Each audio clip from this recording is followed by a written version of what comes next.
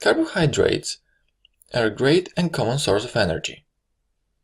But unlike protein and fat, carbs are not considered an essential nutrient for the simple reason that humans are able to obtain all their energy from the other two. That doesn't mean that you don't need them in your diet. A healthy and balanced diet involves all three in quantities that are corresponding to your personal needs. Carbs are found in almost all foods and they provide 4 calories for every gram. They affect your blood sugar and there are different types that will affect it and your body differently. The two main types of carbs are simple and complex. Now let's talk more about them. Simple carbs are known as sugar. They have 1 or 2 sugar building blocks connected in a chain. These chains are short and easy to break down, hence they taste sweet.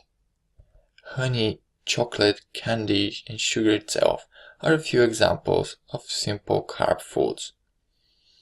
Complex carbs themselves can be 2 types, starch or fiber.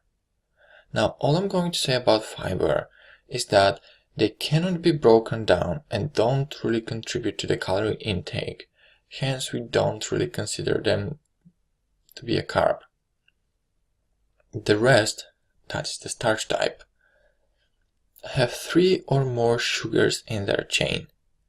Their chains are longer as well and take more time to break down, hence they don't taste as sweet.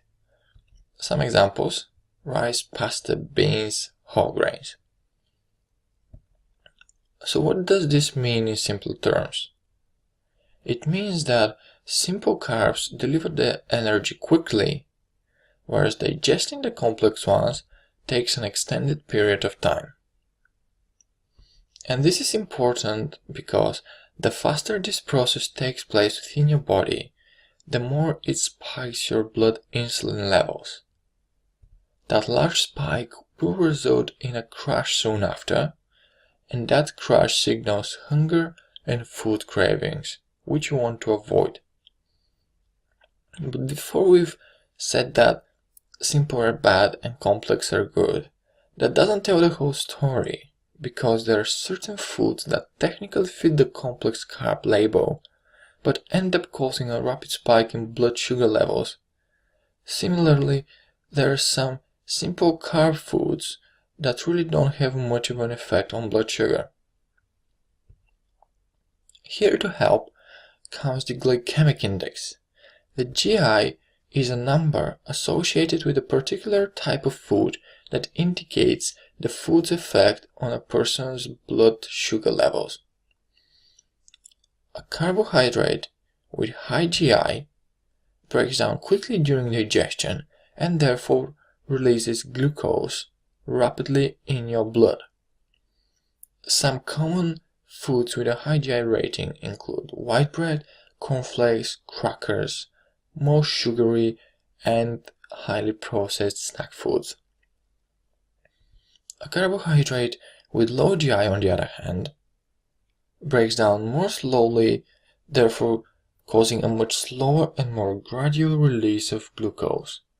Some common foods with a low GI rating include most fruits, vegetables, and beans.